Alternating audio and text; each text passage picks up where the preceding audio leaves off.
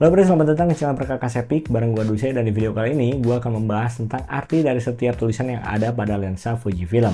Jadi buat kalian yang belum paham, silahkan tonton video ini sampai habis. Tapi sebelum masuk ke pembahasannya, gua pengen ngingetin dulu buat kalian yang belum subscribe ke channel ini, silahkan klik tombol subscribe-nya dulu, biar kalian gak ketinggalan update informasi seputar foto dan videografi yang gua bagikan di channel ini. Dan biar video yang gak terlalu lama, kita langsung aja ke pembahasannya.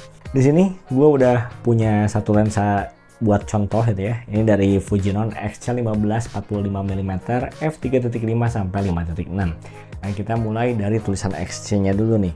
XC ini pada lensa Fujifilm menandakan seri lensanya. Jadi buat kalian yang belum tahu, Fujifilm itu mengeluarkan 4 seri lensa.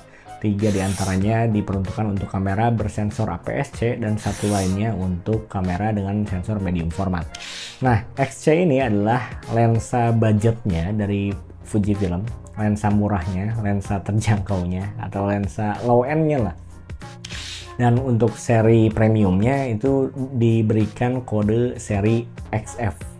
Sedangkan untuk lensa sinemanya mereka memberikan kode MKX. Untuk kamera medium format mereka menggunakan kode GF atau GF gitu ya. Oke, kemudian di sini ada 15-45mm 1:3.5 sampai 5.6. Ini menunjukkan lensa zoom dengan variabel aperture, dimana di focal length paling wide-nya yaitu 15mm kita bisa membuka aperture-nya maksimal di f3.5, sedangkan kalau kita gunakan focal length 45mm nya kita hanya diizinkan untuk membuka aperture-nya di f5.6.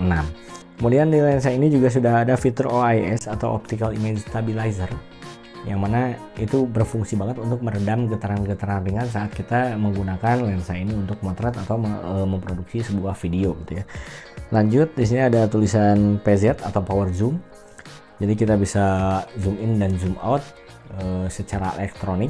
Ini berguna banget buat produksi video saat kita membutuhkan zoom in dan zoom out yang lebih halus. Kemudian ada simbol lingkaran yang dicoret secara diagonal, yang di pinggirnya juga ada angka 52. Ini menunjukkan diameter filtering yang bisa kita gunakan pada lensa ini. Jadi kalau kalian ingin menambahkan filter pada lensa ini, perhatikan simbol ini ya. Jangan sampai di sini 52mm kalian beli lensa yang lebih kecil gitu. Kalau lebih besar nggak apa-apa karena bisa pakai adapter. Dan yang terakhir ada tulisan aspherical lens dan super EBC. Aspherical lens ini merupakan elemen non-spherical yang bisa meminimalisir distorsi pada gambar. Kemudian super EBC atau pada beberapa lensa ya Fujifilm yang lebih high end biasanya mereka menggunakan tulisan Nano GI. Super EBC dan Nano GI itu merupakan kode untuk coating yang digunakan pada sebuah lensa Fujifilm. Kalau kalian pengen coating yang lebih bagus, jangan pilih yang Super EBC, tapi pilihnya yang Nano GI. Dan mungkin di beberapa lensa Fujifilm yang lainnya, kalian juga akan menemukan beberapa tulisan lainnya seperti R gitu ya, atau ring. Itu menunjukkan kalau lensanya itu sudah memiliki fitur ring aperture, alias kalian bisa mengatur bukaan lensanya itu langsung dari bodi lensanya. Kemudian ada juga tulisan LM atau linear motor, yang mana itu menginformasikan pada kita tentang motor autofocus yang digunakan pada lensa tersebut. Jadi sampai hari ini yang gua tahu, Fujifilm itu motor autofocus yang paling cepat dan paling senyapnya itu adalah linear motor. Tapi juga pastinya karena paling bagus, paling cepat, paling senyap, ya harganya juga paling gak ramah di kantong gitu, alias paling mahal. Dan yang terakhir, mungkin kalian juga akan menemukan tulisan WR yang merupakan singkatan dari weather resistant, yang berarti lensanya itu sudah tahan dari cipratan air, debu, dan suhu yang lebih ekstrim.